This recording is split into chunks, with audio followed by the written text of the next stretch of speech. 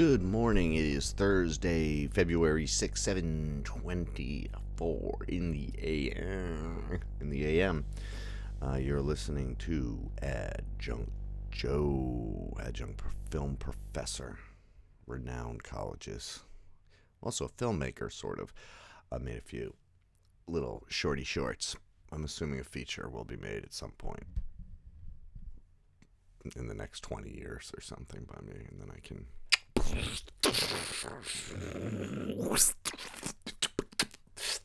then I'm here again. Okay, today's movie is... Ooh, I dropped it.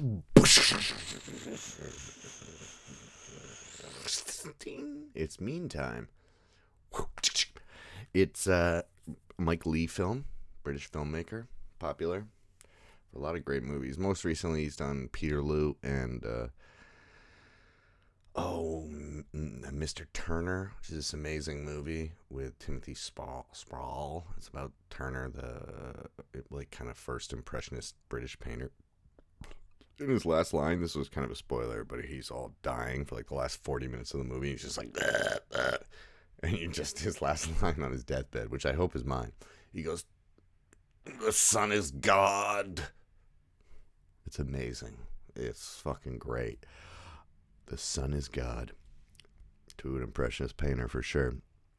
Okay, so this movie is about Margaret Thatcher's England on the East End of London, which I guess is fairly poor. And these guys live, this family, mother, father, and two sons, played by Phil Daniels, I think he's from Quadrophenia, right? Phil Daniels, and Tim Roth. And nobody has any jobs. The mother, father, nobody. They're just signing on to the dole, as they say, getting welfare essentially. And there are no jobs going about, and they don't have any education. And it's about that milieu of shame, feeling worthless because you're not productive. I could very much relate to it. I found it incredibly poignant. Gary Oldman is in this. I think it's his first major role. He's off the charts crazy. He plays a skinhead in this, and it's very very chewing the scenery. But it works for the character. If it were another character, I'd be like Lawrence Fishburne. So I did finish watching King of New York. That movie sucks. It's this fake Hong Kong bullet gangster triad kind of movie, like a John Woo. That's what he's copying, in my opinion. But then with these highfalutin, drug-filled bullshit, like Guy Ritchie-esque, wouldn't it be cool if this happened? And it's so loose. I'm sure he's super proud of the looseness of it. Hey man, we didn't know he was gonna say that, and we kept it in. But to me, it just looks so sloppy. It's yeah, that was the analogy I came up with. Is that Guy Ritchie is to Quentin Tarantino as Abel Ferrara is to Martin Scorsese. He thinks he's hitting these religious themes. He thinks his characters are important or likable just because they're doing quote unquote cool things, no matter how actually bad they are. And then trying to be realistic in some parts, and then just a disaster in tone, in my opinion. And then action that's totally unrealistic when it feels like you're at least trying to do something sort of in the world of realism. Anyway, fucking Kings of New York sucks. Or it's so misogynistic and it sucks. I mean, I guess that people wouldn't think that it is because Frank White, he's got two sexy lady ninja business women who help him. Yeah, it's like if Tarantino didn't know what he was doing, didn't know that he was playing into a trope so that he could bend it, or I don't know.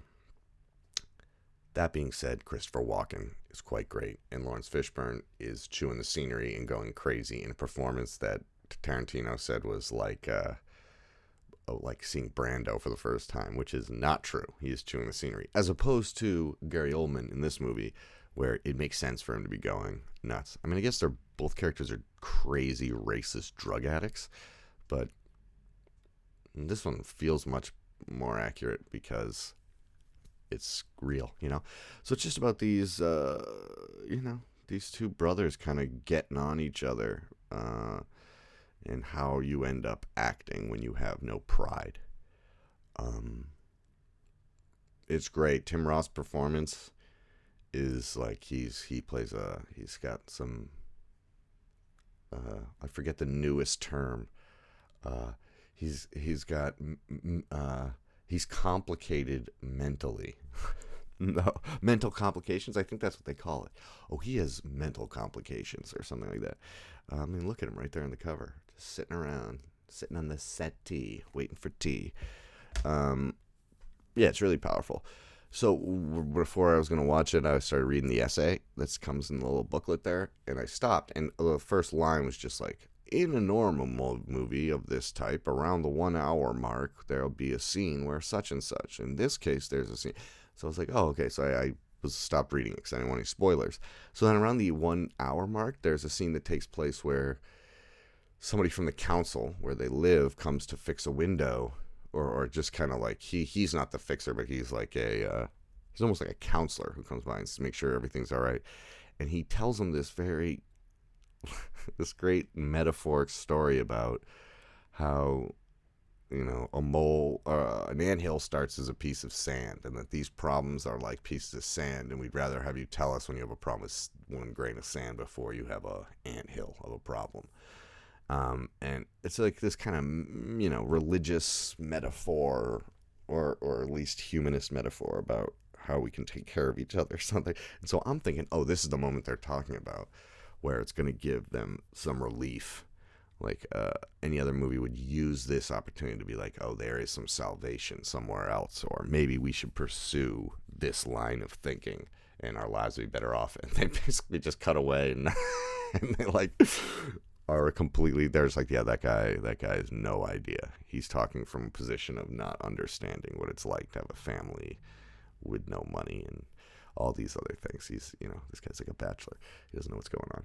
So, but that wasn't what the essay, and after I read the essay, and they were talking about a scene right after that where Phil Daniels walks through Trafalgar Square, and it's like one of the first big wide cinematic shots of London. And it's seemingly a meaningless shot, but it's basically like the only time in the whole movie where it opens up and shows you the world more than just kind of close-ups and like tight interiors. Yeah, and the essay goes on to make a point that's basically similar to mine, but that most movies then would like follow the path of hope, at least have the characters try and do that. But they don't. They just kind of wallow in it. Very simplistic in terms of story, not tons happens. I love it. It's great. I love movies in this arena. Poor England. Good old Poor England movies. I love them, like Fish Tank and If and the Sporting Life and Saturday Night, Sunday Mornings and Sunday Bloody Sunday and all those, and Loneliness, the Long Distance Runner. That's probably the best one. Yeah, just poor, angry British people. I like it. Makes a nice context for punk rock music as well. This movie came out in 1984, though, so it's a little bit late on that sense. But Mike Leigh's, I think, first major movie, and I would recommend it if you like cinema, or as the Italians say, cinema. Okay, talk to you soon. Oscars coming up. Maybe I'll do some predictions or something like that. There's always the predictions versus like what I predict will win and what I'd like to win. You know. Okay. Shh.